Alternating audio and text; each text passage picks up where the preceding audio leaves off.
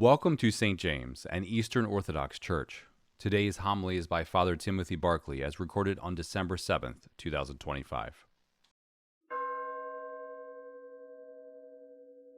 The reading is from the Holy Gospel according to St. Luke.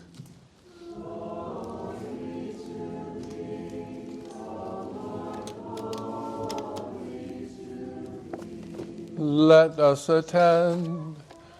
At that time, Jesus was teaching in one of the synagogues on the Sabbath, and there was a woman who had had a spirit of infirmity for 18 years. She was bent over and could not fully straighten herself. And when Jesus saw her, he called her and said to her, "Woman, you are freed from your infirmity." And he laid his hands upon her, and immediately she was made straight, and she praised God. But the ruler of the synagogue, indignant because Jesus had healed on the Sabbath, said to the people, "There are 6 days on which work ought to be done. Come on those days and be healed, and not on the Sabbath day." Then the Lord answered him, "You hypocrite! Does not each of you on the Sabbath untie his ox or his ass from the manger and lead it away to water it? And ought not this woman, a daughter of Abraham, whom Satan bound for 18 years, be loosed from this bond on the Sabbath day?"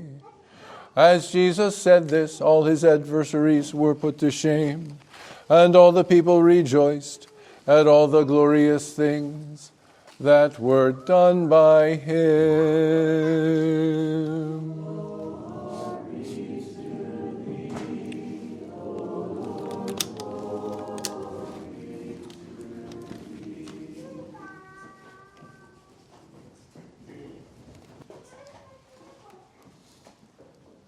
In the name of the one true God, Father, Son, and Holy Spirit.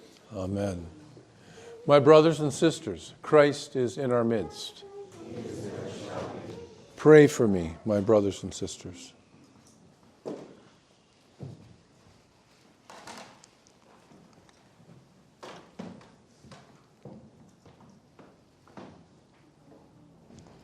This poor woman in bondage for 18 years.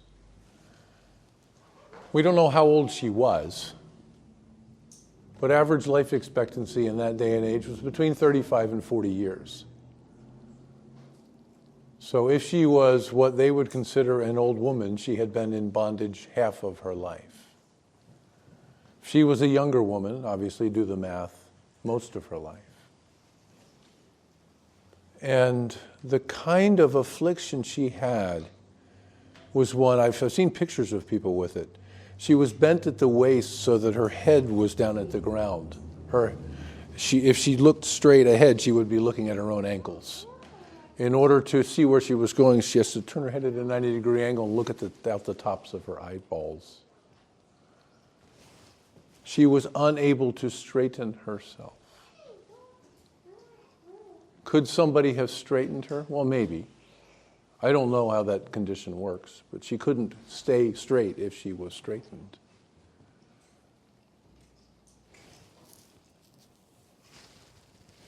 And when Jesus saw her, he didn't go there for her. He went there to teach. And did he ever teach? As soon as he saw her, he said, "Woman, you are free." It's interesting. Free. Not healed, just free. And the commentators talk about her as being in some sort of bondage. And even Jesus talks about her being in bonds and tied up. Almost like she was folded in half and then tied that way so that she couldn't straighten up.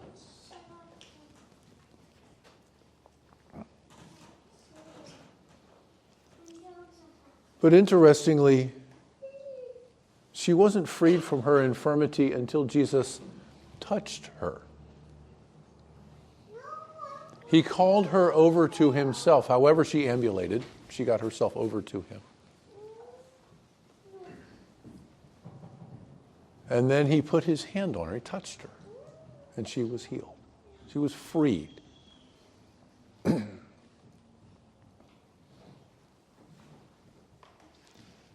Many of us suffer. It's easy when you read this gospel to talk about Jesus coming and healing everybody, and that's that.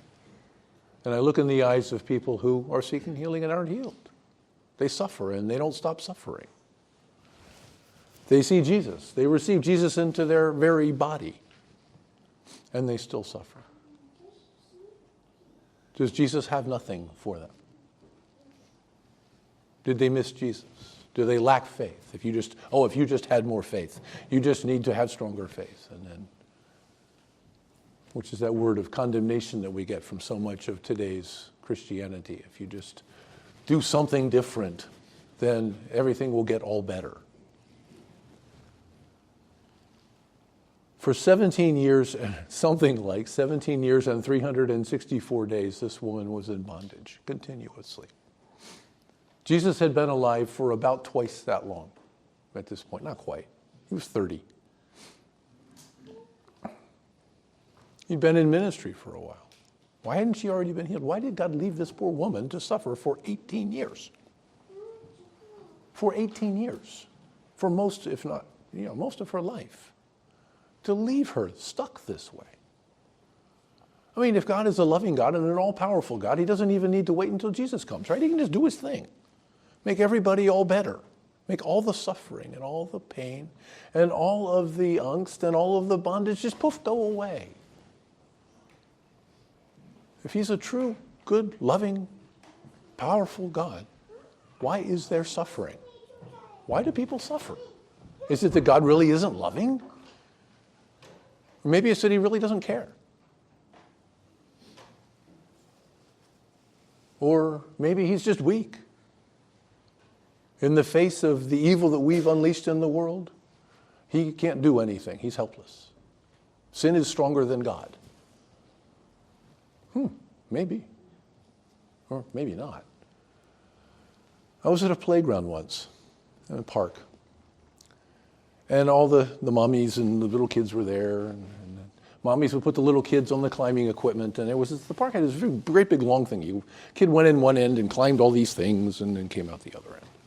And a lot of the mommies would put the kid in the thing, and then they'd walk alongside the kid, and it was like a personal cheerleader. Go, go, go. No, put your foot here. Lift this. Oh, you're so fabulous. You're amazing. Look at you.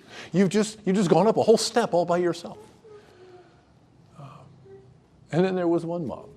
She put her kid in the entrance, and she went to the outrance, and she sat down to read a book. Kid was no different than any of the other kids. Just another little kid. This kid had no personal cheerleader, no personal coach, nobody there to catch him if he fell down, nobody to kiss his boo-boo if he got one. She was reading a book. Did she care? Or did she have something to teach her son about how the world works?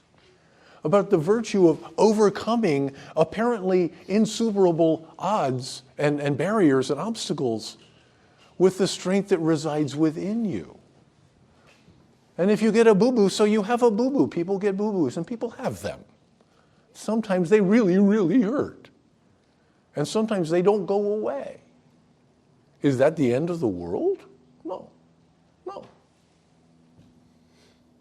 And when you're little, and you fall down and you hurt yourself, it is pretty much the end of the world. You don't have a context in which to put everything, to realize this is just some little thing. No, it's a big thing. When you're 2 and you just fell down and hit your head or whatever, or worse, it's the end of the world. Well, this mommy just let the kid cope. She just sat there and read her book. She didn't even look up. As he made his way over and down and around and through, and popped out the other end. He had made it in a way that the other kids had not. He had developed strength and stamina and courage and fortitude in a way that these other poor little children who had helicopter parents had not. They remained dependent on their mommy. This kid became an independent adult. Now, I don't know. I mean, it's not like I followed him. It's not like this is a longitudinal study of little kids. But we know how this plays out.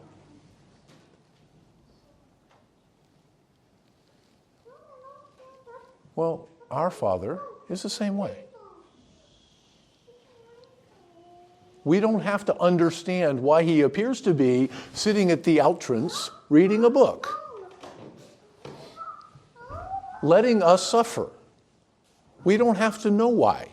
This little kid probably did not understand why his mom wouldn't come and get him when he fell down, wouldn't come and fix things when he couldn't figure it out, wouldn't come and give him clues or hints. Just left him to figure it out for himself.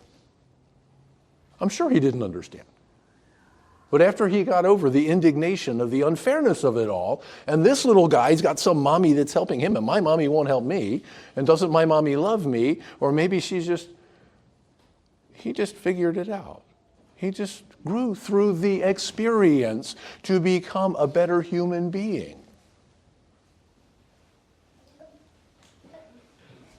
For 17 years and 364 days, this lady was given an insuperable obstacle to deal with. Nobody took her aside and explained to her that on this particular day, if you're in church on Sabbath, synagogue on Sabbath, you'll be healed. You just have to make it till then. If she hadn't gone to synagogue that day, she might never have been healed. If she had gone to synagogue that day and Jesus had happened to be in a different one, she might not have been healed. But God's love for us is not contingent on him fixing all of our things. God's love for us is not even necessarily demonstrated in him fixing all of our things. Do you think that the mommy who sat down and read the book didn't love her kid? I've done things like that. And when you listen to your kid yelling, "Daddy, help me, Daddy, help me, Daddy, help me, I can't figure this out, I can't get it." And you're sitting there intensively looking at the book and not looking up because you want your kid to figure it out. It's harder than going and just picking up. If the goal is to get from the entrance to the outrance, then the mommy should have just picked up the kid, carried him down, and plunked him at the outrance. That's what we want in our lives. We want God to just pick us up and take us to heaven. Poof, done. And we want to go there on a bed of roses. That's not what is good for us. It's not for our growth. It's not for our salvation. And what is for my salvation is not the same as what's for your salvation. How do you know what's for your salvation? Because you're sitting in it. It's inside you when you're sitting there. That's what's for your salvation. Something else is not for your salvation. Where you are is for your salvation. God is a loving God, and he is an all-powerful God. And we don't have to understand how my particular circumstances demonstrate that. We just have to know that. We don't have to demand that God submit to us and explain to us how it is that my circumstances are for my salvation before I will graciously agree to worship him as my inferior, who has now proved to me that he is worthy of worship. But why would I worship my inferior? I should go stand in front of a mirror and commit acts of worship. Because after all, the guy in the mirror is God. Right? I mean, that's what it is. I don't have to understand. I don't have to get it. He doesn't have to come to me and explain. In fact, it's better if he doesn't. Because his thoughts are higher than my thoughts. I couldn't comprehend it even if he came and explained. I still wouldn't get it. Because I'm not God. He is God. And for him to come to me and make his ways into my ways so that I can feel comfortable about his ways is to him stop being God. And for me to then be in a universe where nothing makes sense because nothing comes from love. Everything comes from something like me. But the only way I know what love is to get to know him, who is love. To have him resident within me. So if, paradoxically, for him to make me happy, he has to make me unhappy and make the whole universe a chaotic mess by becoming not God. The only thing that makes the universe make sense. He is the truth. I am not. He is the truth. The truth is therefore an infinite quantum that can't fit inside my head. So I can't understand. I need to get that. I need to be comfortable with that. That there are things that defy reason and defy sense and defy comprehension and can't possibly ever be God's way. And yet it is. Now, is there really evil in the world? Yes, there really is. Is evil good? No, it is not. The suffering that we undergo is not a good gift from a good God in the sense that he said, I think I'll create this disease condition so you can have it. I think I'll create this financial condition so you can have it, because this is, no, it's not a good gift that way. It's a good gift because in this good gift we find our souls and we submit our souls to him and we become Christ, who lived in suffering, who lived suffering, who took upon himself our suffering and death-dealt humanity. It's unimaginable to think of what it must have done to the second person of the Godhead to unite himself with a nature that was subject to death. The God who is life walking around subject to death. To carry within himself that tension, that dichotomy, that pressure, that strain, things that are pulling against one another. It's like matter and antimatter being combined in one person. And for him to simply walk around and say, woman, you are released for your infirmity, when what he wants to do is tear himself in half. It's only love that held that body that was death dealt together with the person of the second person of the Trinity. It was only love that held that together for us. And that unimaginable agony of his very being, desiring, yearning, needing to fragment itself in order to find its fullness apart from itself. Anybody know what that's like? When you feel like you're caught inside yourself and you can't get out. And the you that is you is not the real you. And you're yearning to get out, and you can't get out. You're stuck. You do anything to solve this, but there's nothing you can do.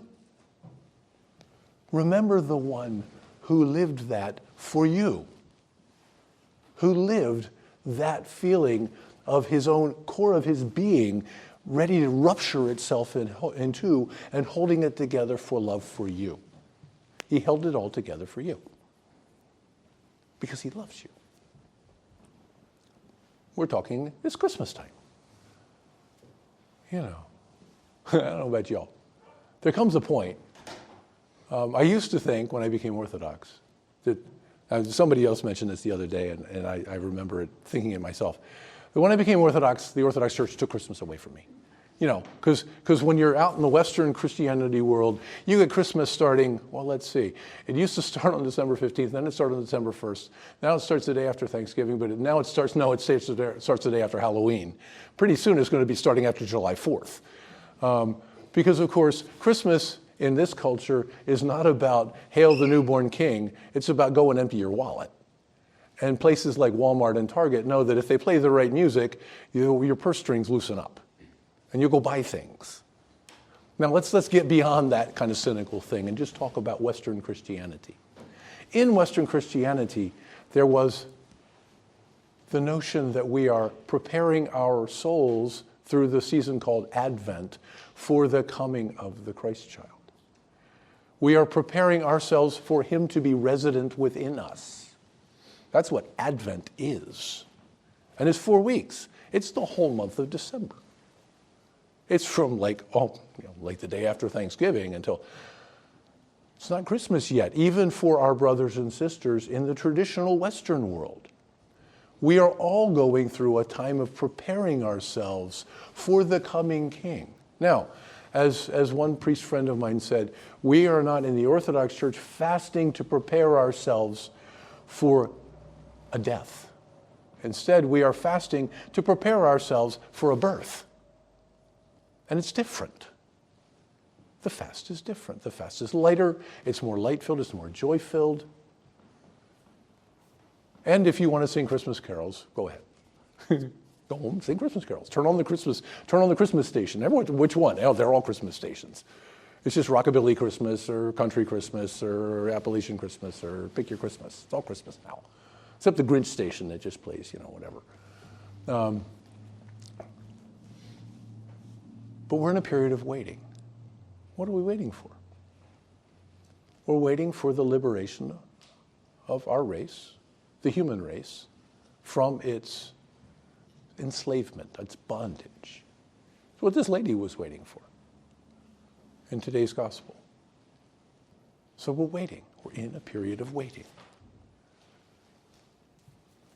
And when we arrive, we celebrate. And we can anticipate, and we can start feeling the anticipatory joy. But we haven't arrived yet. We're not there yet. So as we wait, as we yearn, as we desire, as we seek, as the wise men sought, let's prepare our souls, as all of Christendom is doing, to receive Christ into ourselves, that he might be formed in us and we might live the divine life. Glory to Jesus Christ. Thank you for listening. Come worship with us at 30 York Street in Taneytown, Maryland on Sundays at 10 a.m. or visit our website at stjamesorthodoxchurch.org.